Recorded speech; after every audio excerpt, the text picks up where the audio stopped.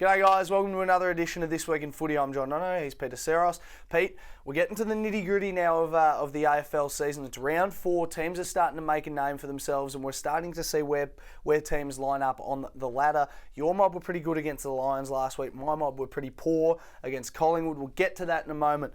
But it all did start off on Friday night when St Kilda took on Collingwood. More like Collingwood took on St Kilda. It wasn't really St Kilda. Was it fair to say I was pretty optimistic going into this game? You were pretty optimistic. St Kilda rocked up, and then that's about all they did. They played one good quarter of footy. They kicked 6 goals. Collingwood came back late in the first quarter, kicked 6 as well. And from there on, it was all the Collingwood show. And full credit to Collingwood, they did well. Dane Swan had 39 disposals. David Armitage had 37 for St Kilda.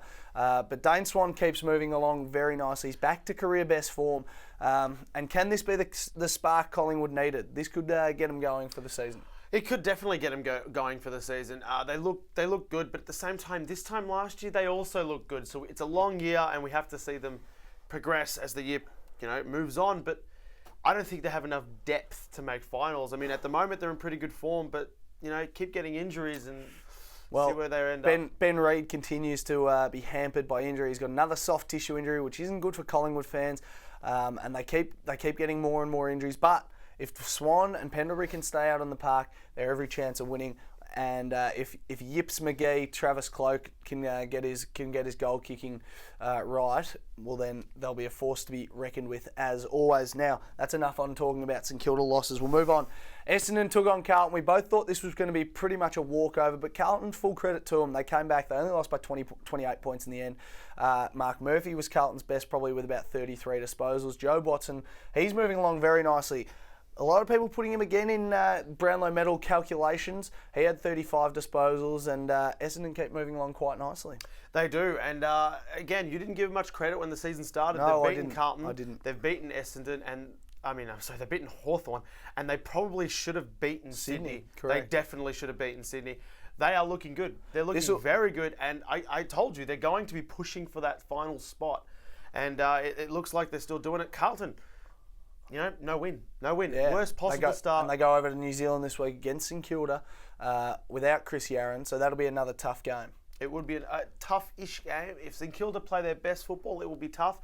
If they don't play their best, then Carlton probably will win. And for Essendon going into Anzac Day this weekend, we'll talk further about it later, but Collingwood pretty good on Anzac Day traditionally. Dane Swan is an Anzac Day specialist, as is Joe Watson. So it could be a real good battle this weekend. And if Collingwood, they might be sparked into action now after their big win against St Kilda. Adelaide took on Melbourne. Pretty good game, pretty wet. A lot of talk in the media. Were Bernie Vince's tagging tactics all above board? I loved it. It was hard footy, and Dangerfield didn't have it all his own way, which is what we want to see. The taggers, he did pretty well.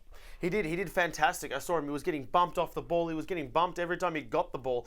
It was great. Bernie Vince didn't let up, and it was good to see. Melbourne, they've been improved this year. They've really improved this year, but unfortunately not enough to beat Adelaide, who are probably the best team at the moment. Well, they sit on top of the ladder, so that would back your call up. Rory Sloane had 34 disposals. He was phenomenal. He's had a great start to the year, and Lumumba was Melbourne's best with 28. Sydney took on GWS, and they got the Chocolates by about another 28-point margin. GWS, they're improving week by week. Lockie Whitfield had 37, which is unheard of. He former number 1 draft pick. They're moving along quite nicely, and they're going to be a force to be reckoned with in coming years. They are. I said it. This year is going to be the year that they're going to push for that 8-win, season, and they're looking good. They're looking like they could potentially do that. A little bit more improvement, and they're going to be a genuine danger coming in the next couple of years. They're working quite hard as a team. Now, game of the round for mine was Saturday night, and it was North Melbourne and Port Adelaide. We both thought this was an absolute cracker. I tipped North, you tipped Port, I believe, so we split it there. But it could have really gone either way in the last few minutes. North were very good. I still think they've got what it takes to get into the top 4, but Port showed a bit late in the game, and they obviously lose Ollie Wines now as well, but I wouldn't write off North just yet. No, don't write off North. They were in the game from the first minute to the last. It was Port Adelaide and North Melbourne, neck and neck. It was a neck and neck game. It was great to watch. I watched all of it. It was fantastic. I think North Melbourne may bounce back this week, though. Andrew Swallow had 30, so he led from the front. Matthew Broadbent was Port's best with 24 as well. So Port starting to get a run on now, and they've got another tough encounter this weekend against who are they playing? I forget. They're playing Hawthorn. Yeah, they're playing Hawthorn. There you go. I had a brain fade there. I thought I knew. But anyway, we move on to your mob. Now, they were pretty good. Dustin Martin was back to his best form. Finally, Cochin. Cochin had 37. Oh, my God. Zorko, Beams had Finally. 35. And you romped at home. You beat them by 80-plus points. I told you. I've been saying it for the first couple of weeks. Cochin and Martin have done nothing this season. Bang, Brisbane, they dominate, and Richmond dominate. Can they do it against good opposition, though? They better do it against good opposition. I hope they do it against good opposition. No, but let's be honest. They are genuine stars, the both of them. They've just had a slow start. And Richmond have improved week by week. Even though we lost against the Bulldogs, the Bulldogs were a much better side than Carlton. Absolutely. So, again, I think if those two perform, and hopefully we can get back to Deledio as well. Well, I'm hearing Deledio might miss out on Friday night's clash. I'm hoping we get him back. Well, I'm saying hoping it, I'm hoping for my Supercoach team that he comes back as well, but I think he's very, very doubtful. We move along to Launceston. The Hawks did a number on the Bulldogs. They got their first loss of the year. Jared Ruffhead was prolific. He kicked 7 goals. What about a guy named, I don't know if you know a guy named Luke Hodge. He just had 44 disposals, and Jordan Lewis had 41 as well. Unheard of that no one would go to a bloke the calibre of Luke Hodge, but he was left alone. He had 44 kicks, 2 goals. Absolutely incredible effort. The guy is nearing the end of his career, and for him to be able to continue to do that, it's what's keeping Hawthorn at the top. The experience and the youth that are going through that club is ridiculous, and probably as a list perspective, they still have the best list in the AFL. Scary. It's scary. Depth.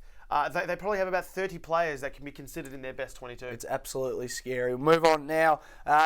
Gold Coast, they remain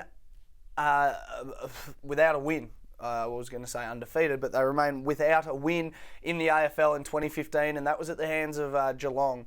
They thought there was going to be Ablett down at the Cattery. He didn't make it. He wasn't playing. But they put in a very good effort, and they were right there up until the end. But the Cats were too good, and Joel Selwood led from the front with 37 disposals. The big talking point, though, poor Jimmy Bartell, he will be out for up to 2 months with a medial ligament in his knee. Yeah, disappointing for Jimmy Bartell. Great win for Geelong, but they did just scrape there. They didn't have a dominating performance. So at the same time, Geelong haven't hit good enough form to say they're going to make finals, they're going to make an impact this season. But they got the win over Gold Coast. Absolutely. And the final game of the round was the Derby over in Perth. And Freo too strong. They haven't lost a game yet.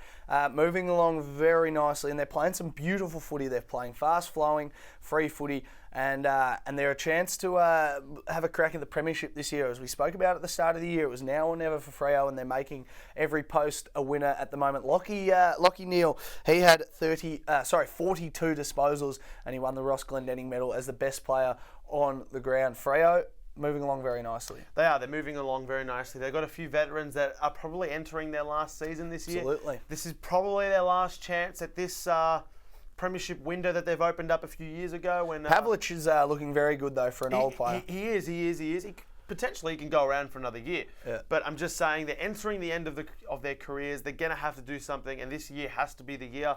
And they've started off on fire. Absolutely. Round 4, I'll kick it off with Melbourne-Richmond. You excited? You going to the game? No. Yes, I will be at the game, but I'm not excited because Melbourne have played quite well. They beat us last year as well. Well, if you get Deledio back, it'll definitely go a long way to helping you win. We still haven't seen the likes of Conker, Vickery, or Foley this season. Correct. So we haven't even seen some players that have been in our best 22 for the past 4 or 5 years. Absolutely. But at the same time, Richmond, they played quite well. And if they go out there like they did against the Lions, they should get the win.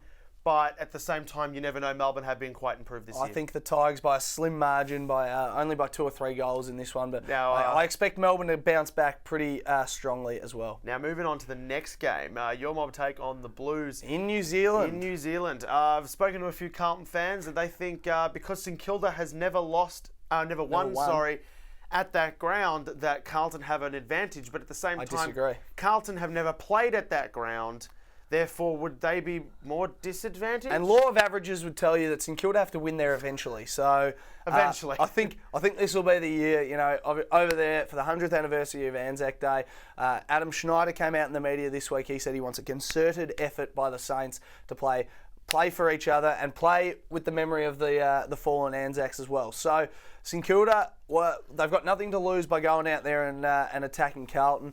Carlton obviously missing a small forward now with Yaron, who generally plays well against St Kilda. I'm worried about Andrew Walker, who dominates against St Kilda, averages 35 or so against St Kilda, and we manage to not man him up every year. But going on the trend of my first few rounds, I'm tipping the Saints. We're going to bounce back. Come on, boys. Come on. I'm going to agree with you. I think the St Kilda are just going to get over the line of Carlton.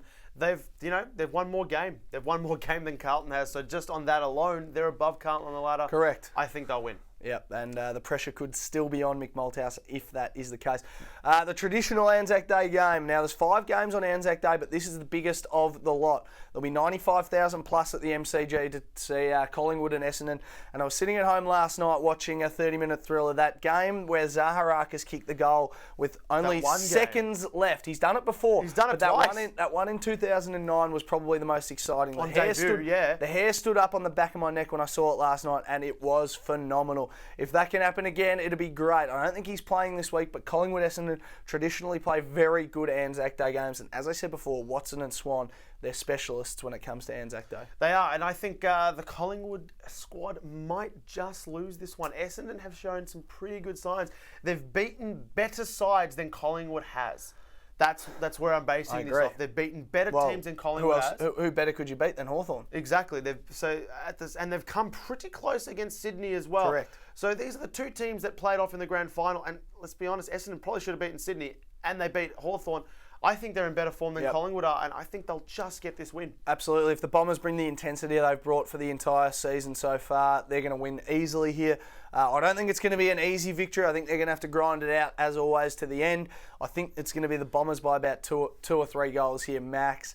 And I'm tipping that Brendan Goddard might win the Anzac Day medal. I just think he's due for a big game. Now, moving on to the next game. The 2 expansion sides are taking it out. GWS. This will be a good test for both sides. I think Gold Coast are going to remain winless.